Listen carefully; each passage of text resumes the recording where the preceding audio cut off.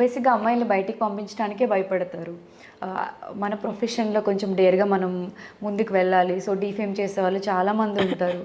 So, family వైస్‌గా support ఎలా ఉంటుంది? పేరెంట్స్ బేసికలీ డాడీ అయితే చెప్పగా డెప్యూటీ కలెక్టర్‌గా రిటైర్ అయ్యారు కాబట్టి ఆయనే ఫస్ట్ ఇన్స్పిరేషన్ నాకు ఇంట్లో. ఇంటి నుంచి బయటికి రావడానికి రీజనే మా ఫాదర్ సివిల్స్‌కి ప్రిపేర్ అవ్వు, నువ్వు సివిల్స్, ఐఏఎస్ అవ్వు, లైక్ అట్లా సర్వీస్ చెయ్యి అనే దాంట్లో నన్ను చదివిపించారు. నేను సివిల్ సర్వీసెస్ ఎగ్జామ్స్‌కి కూడా ప్రిపేర్ అయ్యాను.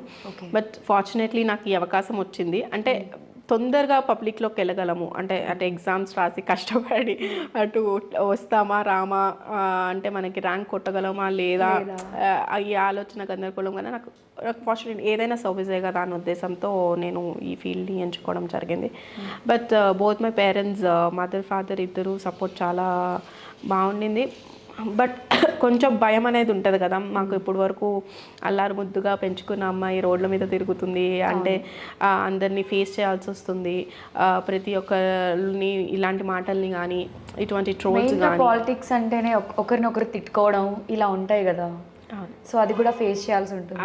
అవును, అంటే తిట్టుకోవడం అంటే నాకు అటువంటి సందర్భాలు అయితే రాలేదు. ఎందుకంటే నాకు ఫస్ట్ నుంచి ఎమ్మెల్యేగా డైరెక్ట్ కాబట్టి నాకు అంటే కింద స్థాయి నుంచి నేనేమీ రాలేదు కాబట్టి ఆయన ప్రోత్సాహం డే 1 నుంచి ఉంది నాకు. కాబట్టి నాకు అటువంటి తిట్టుకోవడం, కొట్టుకునే అంత ఇదైతే రాలేదు. But definitely competition in every field అన్నట్టు మన కాంపిటీటర్స్ ఉంటారు. వాళ్ళు మనల్ని వెనక్కి లాగడానికి ప్రయత్నిస్తారు. అమ్మాయి కాబట్టి ఇంకా ఇట్లాంటి క్యారెక్టర్స్ గురించి మాట్లాడి కానీ లేకపోతే ఇటువంటి ట్రోల్స్ చేసి, ఇటువంటి వీడియోస్ ట్రోల్ చేసి డీఫేమ్ చేయడానికి ట్రై చేస్తారు.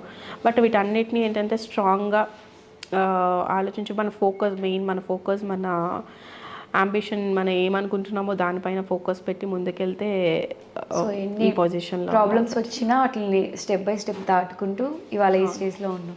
మరి ఇప్పుడు రీల్స్ చేయట్లేదా? లేదు అట్లాంటి ఏం చేయట్లేదు. అంటే ఇట్స్ నాట్ దట్ వాళ్ళు ట్రోల్ చేసినందుకు ఆపేయడం అని కాదు.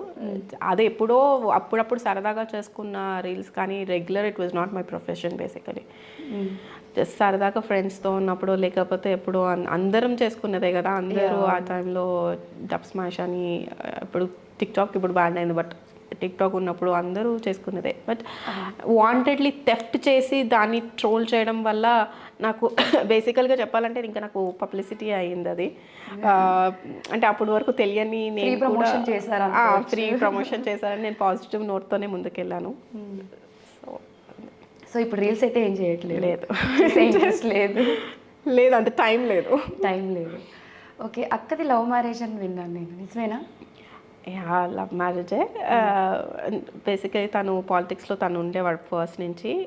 ఎమ్మెల్యే మాగంటి గోపీనాథ్ గారితో ఎమ్మెల్యే గారు కాకముందు నుంచి గత 14 yearsగా ఆయనతోనే ప్రయాణం చేస్తూ ఉండేవాడు. సో నాకు పాలిటిక్స్ ఎంటర్ అయ్యాక తను పరిచయం అయ్యాక లవ్ స్టోరీ స్టార్ట్ అప్పుడు ఉన్నాను, బట్ వీళ్ళిద్దరు పెళ్లి చేసుకుంటారని నేను ఎక్స్పెక్ట్ చేయలేదు.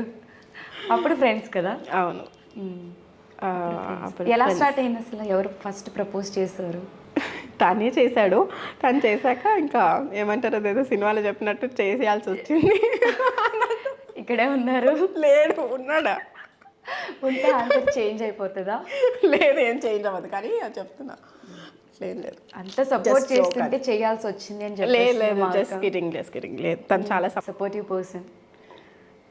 తను చాలా సపోర్టివ్ బేసికలీ.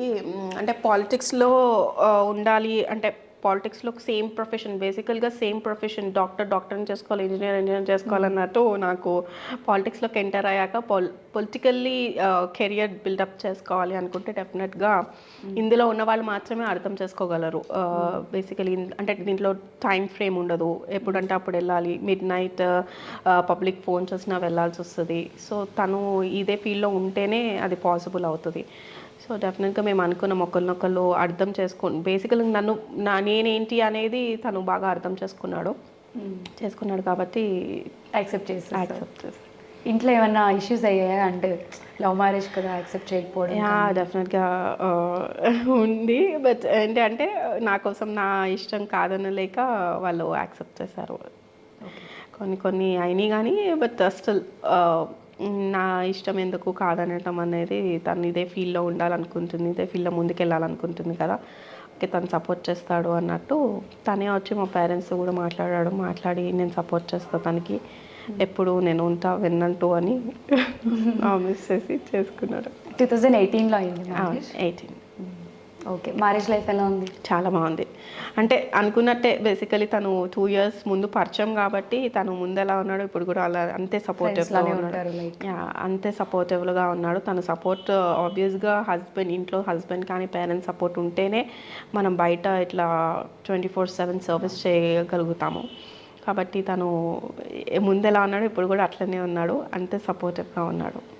ఓకే, ప్రతి మగవాడి విజయం వెనుక ఒక ఆడది ఉంది అంటారు కదా. సో దేదీప్య అక్క విజయం వెనకాల విజయ్ కుమార్ అన్నయ్య ఉన్నారు. అవును, చెప్పుకోవచ్చు, అలా చెప్పుకోవచ్చు, డెఫినెట్గా చెప్పుకోవచ్చు. చెప్పిన ప్రతి మగవారి విజయం వెనకాల ఆడది కాదు, ఆడవాళ్ళ విజయం వెనకాల కూడా మగవాళ్ళు ఉంటారు. అది బేసికలీ సామెతలో చెప్పుకోము కానీ అది ఫ్యాక్ట్. ఏ అమ్మాయి అయినా హస్బెండ్ సపోర్ట్ చేస్తేనే సొసైటీలో ముందుకు వెళ్ళగలుగుతారు. అంటే హస్బెండ్ అనే కాదు, నాట్ ఈవెన్ హస్బెండ్, పేరెంట్స్ కానీ ఎవరైనా కానీ సిబ్లింగ్స్ కానీ ఎవరైనా 100% సపోర్ట్ ఉంటేనే మనము ఒక పొజిషన్ రీచ్ అవ్వగలుగుతాము. అంటే సొసైటీ ఏ రకంగా మాట్లాడుకున్నా సరే ఇంట్లో వాళ్ళు సపోర్ట్ చేస్తూ ఉంటేనే మనం ముందుకు వెళ్ళగలం అనేది.